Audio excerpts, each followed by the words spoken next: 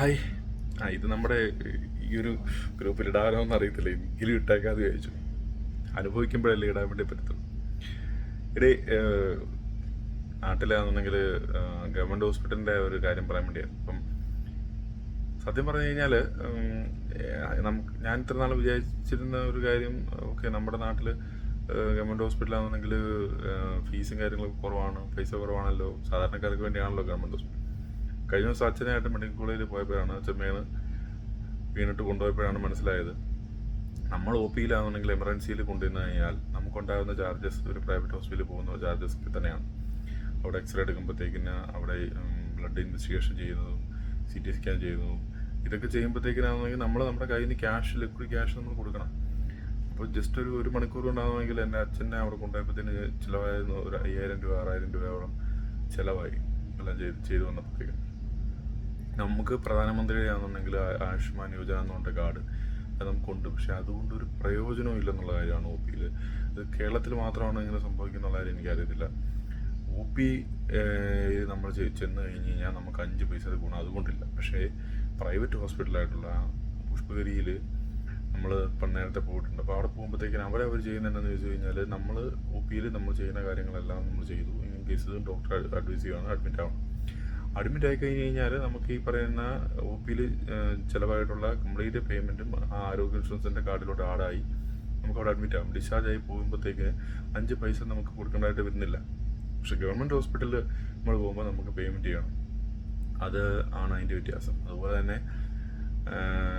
എൻ്റെ കൂടെ പഠിച്ചിട്ടുള്ള നേഴ്സായിട്ടുള്ള ആൾ ഗവൺമെൻറ് ഹോസ്പിറ്റലിൽ മെഡിക്കൽ കോളേജിൽ വർക്ക് ചെയ്യുന്നുണ്ട്. അവൾ തന്നെ എന്നോട് പറഞ്ഞിട്ടുള്ള കാര്യമാണ്, ഈ പറയുന്ന പോലെ എല്ലാ കാര്യങ്ങളൊന്നും, എല്ലാ മെഡിസിൻ കാര്യങ്ങളൊന്നും വാർഡിലൊന്നും കൊടുക്കാൻ പോലും പറ്റത്തില്ല ആൾക്കാർക്ക്. ചിലപ്പം എന്തെങ്കിലും ഇൻവെസ്റ്റിഗേഷനൊക്കെ എഴുതിയിട്ടുണ്ടെന്നുണ്ടെങ്കിൽ രാവിലെ ആണെന്നുണ്ടെങ്കിൽ ചെല്ലുമ്പോൾ ചിലപ്പോൾ പേഷ്യൻ്റ് ബെഡില്ലെന്നുണ്ടെങ്കിൽ പിന്നെ ഇല്ല. കാരണം എന്ന് വെച്ച് കഴിഞ്ഞാൽ ചിലപ്പോൾ ഒരു വാർഡിൽ 50 60 പേഷ്യൻ്റ് ഉള്ളപ്പോഴത്തേക്കിനും അവിടെ ഒരു നേഴ്സോ 1-2 നേഴ്സുമാരെ കാണത്തുള്ളൂ. പിന്നെ ഉള്ള സ്റ്റുഡൻസും കാര്യങ്ങളൊക്കെ ആയിരിക്കും.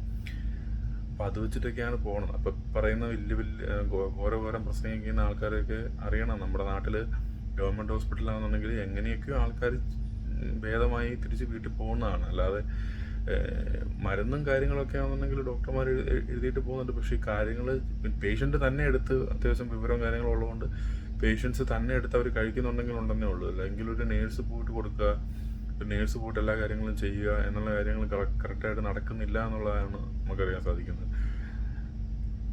അപ്പോൾ ഈ പൊതിച്ചോറ് കൊടുക്കുന്നതിനെ ഞാൻ തെറ്റായിട്ട് പറയുന്നില്ല, നല്ല കാര്യമാണ്. പക്ഷെ അതിൻ്റെ കൂട്ടത്തിൽ തന്നെയാണെന്നുണ്ടെങ്കിൽ ഇങ്ങനെയുള്ള കാര്യം കൂടി നമ്മുടെ ഗവൺമെൻറ് ശ്രദ്ധിക്കേണ്ടതായിട്ടുണ്ട്. നമ്മുടെ ആൾക്കാർക്കാണെന്നുണ്ടെങ്കിൽ മെയിനായിട്ട് വേണ്ട ചികിത്സാ സഹായമാണ്. ആ ചികിത്സാ സഹായത്തിന് ചെയ്യാൻ പറ്റുന്ന കാര്യങ്ങൾ എന്തെങ്കിലും ചെയ്തു കൊടുക്കണം. ഒരു പാവപ്പെട്ട വീട്ടിൽ നിന്നാണെന്നുണ്ടെങ്കിൽ ഒരു പേഷ്യൻറ്റ് വീണിട്ട് അല്ലെങ്കിൽ ഹെഡ് ഇഞ്ചുറിയൊക്കെ ആയിട്ട് കൊണ്ടുവന്ന് CT സ്കാൻ ചെയ്യാൻ വേണ്ടിയാണെന്നുണ്ടെങ്കിൽ 3000 രൂപ 4000 രൂപ എടുത്ത് കൊടുക്കണമെന്ന് ചിലപ്പോൾ അവരെ കാണുന്നില്ല. അപ്പോൾ അതിനല്ലേ സഹായം വേണ്ടത്, ഗവൺമെൻറ് ഹോസ്പിറ്റലിൽ അതിനല്ലേ സഹായം വേണ്ടത്. അല്ലാതെ പിന്നെ എന്തിനാണ് ഗവൺമെൻറ് ഹോസ്പിറ്റലിൽ ഗവൺമെൻറ് മെഡിക്കൽ കോളേജുള്ളത്? എന്തിനാണ് പിന്നെ സ്വന്തമായിട്ട് നമ്മുടെ കയ്യിൽ നിന്ന് ലിക്വിഡ് ക്യാഷ് എടുത്തിട്ട് നമ്മൾ കൊടുത്തിട്ട് ഇതൊക്കെ ചെയ്യാൻ വേണ്ടിയാണെങ്കിൽ.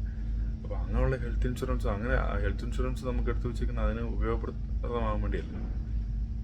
അപ്പം അതില്ലാത്ത ഒരു സംഭവത്തിനെ പറ്റി ആലോചിച്ചിട്ട് ഭയങ്കര പരിതാപകരമായിട്ട് എനിക്ക് തോന്നിയിട്ടുണ്ട്. ശരിക്കും പറഞ്ഞു കഴിഞ്ഞാൽ നമ്മളെയൊക്കെ മണ്ടന്മാരാകും പറയുന്ന ഗവൺമെൻറ് ഒക്കെ.